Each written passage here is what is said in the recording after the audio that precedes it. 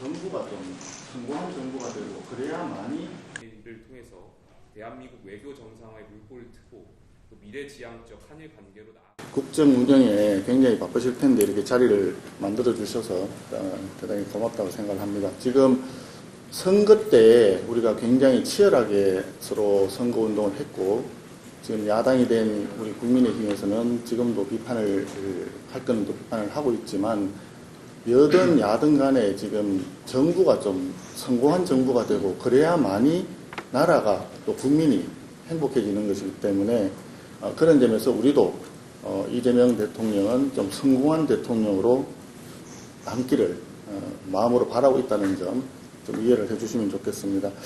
우리가 야당으로서 비판할 거는 비판하겠지만 또 소통하고 협치하면서 협력할 거는 적극 협력해서 국가가 잘 되기를 기원합니다. 그런 점에서 아마 우리 김용태 비대위원장도 제언을 하신 것 같고 저도 몇 가지 좀 말씀을 좀 드리려고 합니다. 49.4%의 국민이 이재명 대통령을 선택을 했는데 50.6%의 국민은 이재명 대통령을 선택을 하지 않았다는 점을 고려해서 통합과 협치로 나아가기 위한 야당의 그 고언을 좀 들어주시기를 바랍니다. 먼저 인사 문제입니다. 인사가 만사라고 했는데 대통령께서 총리 후보자를 선택한 사유에는 아마 여러 가지 상황과 그 능력 이런 부분들을 충분히 고려하셨을 거라고 봅니다.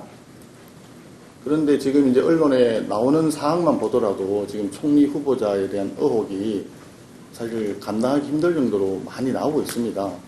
그런데 그 내용에 대해서는 이미 소상하게 파악하고 계시길 것이기 때문에 거기에 대해서는 추가로 여기서 말씀은 안 드리겠습니다. 그런데 우리가 생각할 때는 이 김민석 후보자가 청문회를 임하는 그 자세와 태도 부분은 대통령께서 분명히 인지를 하고 계셔야 될 것 같아서 말씀을 드립니다.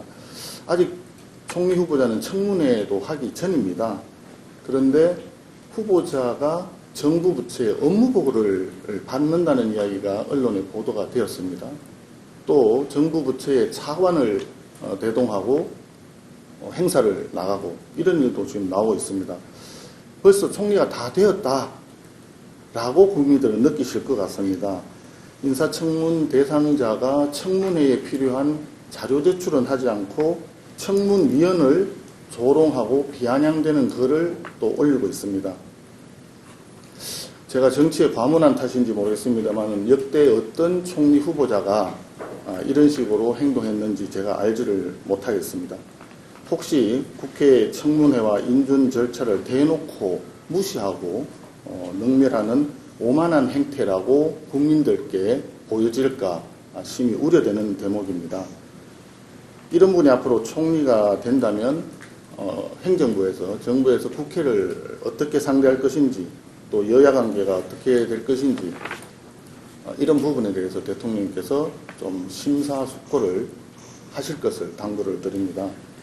아마도 대통령님께 진언을 하는 그룹에서는 정권 초반에 첫 인사부터 이렇게 밀려서는 안 된다 이렇게 또 말씀하실 가능성이 많습니다.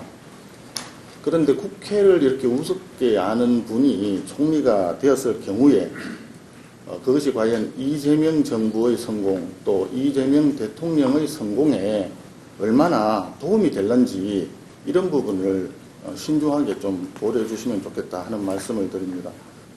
두 번째 문제는 원구성 문제입니다. 우리 의회 민주주의 정치를 복원을 바라는 것은 여야가 아마 같은 생각일 것입니다.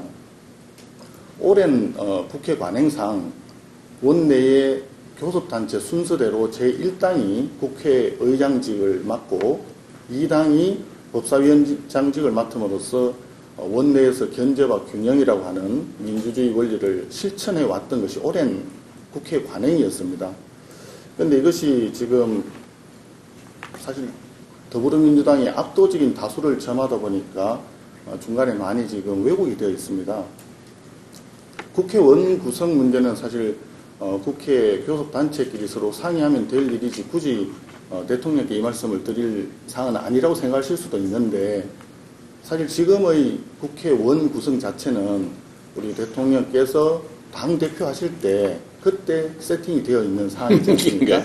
한마디로 이재명 더불어민주당 대표의 숨결이 고스란히 남아있는 그런 사안이라고 보여집니다. 그래서 대통령께서도 이런 부분을 결자 해제하는 마음으로 다시 한번 봐주시기를 좀 부탁을 드립니다. 야당이 더불어민주당이 야당이었을 때 법사위 그 다음에 운영위 이런 전부 독식을 했는데 그때 명분은 윤석열 정부가 타겟이었습니다. 그런데 지금 윤석열 정부 없지 않습니까?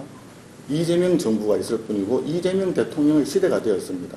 그런 점에서 더불어민주당이 입법부와 행정부를 모두 장악하고 있다는 그런 아주 강력한 현실 앞에서 대통령께서 다시 한번 정치 복원, 국민 통합, 진정한 의미에서 할 수 있도록 좀 지혜를 좀 내주시기를 부탁을 드립니다.